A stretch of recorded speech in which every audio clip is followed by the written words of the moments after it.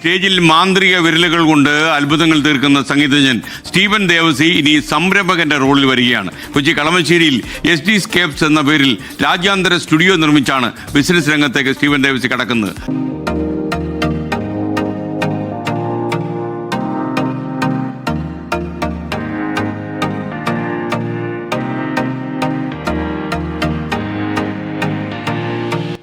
Hi, നമസ്കാരം. Stephen Devasi. ഫാബ്ടെക് എൻ്റെ ഒരു സ്ഥാപനത്തിന് വേണ്ടിയിട്ട് എൻ്റെ ഫ്രണ്ട് എഞ്ചിനീയർ CB തോമസ് ആണ് സജസ്റ്റ് ചെയ്തത്. കുറേ ഏജൻസികൾ വന്നിരുന്നു ആ സമയത്ത്. അവസാനം റിസ്വി ഫാബ്ടെക് ഫൈനലൈസ് ചെയ്യാം. കാരണം ബേസിക്കലി എന്താ വെച്ചാൽ റിസ്വിയുടെ ഇടപെടലും കാര്യങ്ങളൊക്കെ, റിസ്വിയുടെ ഒരു ടീമും വളരെ പ്രൊഫഷണലി വളരെ ജെന്റിലായിട്ടുള്ളൊരു അപ്രോച്ചായിരുന്നു. അതെനിക്ക് ഭയങ്കരമായിട്ട് കംഫർട്ടബിളായി. പിന്നെ ഈ ഒരു മേഖലയിലല്ല എൻ്റെ ജോലിയും എൻ്റെ ജീവിതമൊക്കെ. ഞാൻ അപ്പോൾ നമ്മളൊക്കെ വ്യക്തികളെ എപ്പോഴും അളക്കാറുണ്ട്.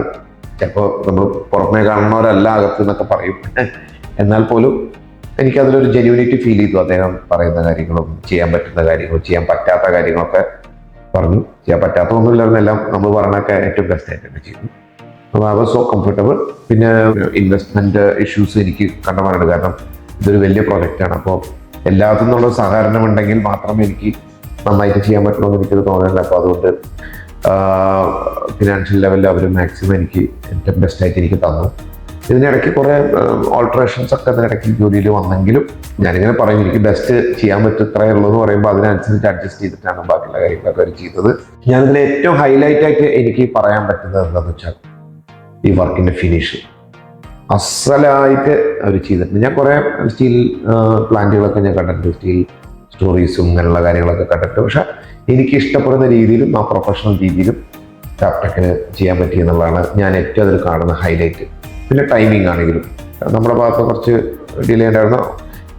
ഫാബ്ടെക്കിൻ്റെ ഭാഗത്ത് ഡിലേ എന്ന് ഞാൻ പറയില്ല, അതിൻ്റെതായ അങ്ങോട്ടും ഇങ്ങോട്ടും ചില കാര്യങ്ങൾ വ്യത്യാസപ്പെടുത്തിയതിൻ്റെ രീതിയിലൊക്കെ വന്നിരുന്നു, ബീങ് ഓണസ്റ്റ്.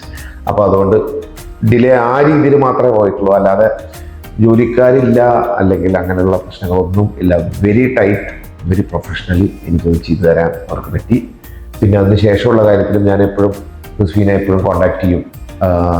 ഇങ്ങനെ ഒരു പ്രശ്നമുണ്ട് അല്ലെങ്കിൽ ഇങ്ങനെ പെട്ടെന്ന് വരുമെന്ന് പറഞ്ഞു കഴിഞ്ഞാൽ പെട്ടെന്ന് തന്നെയാണ് അവർ വരുന്നത്.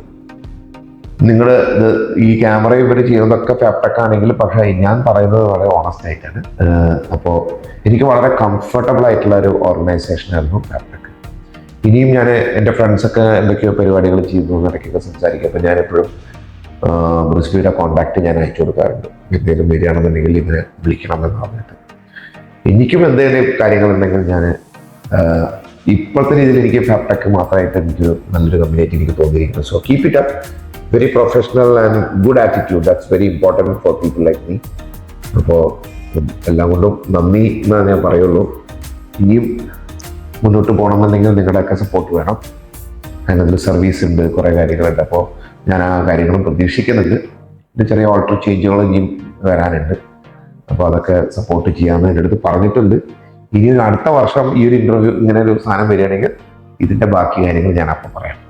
Thank you.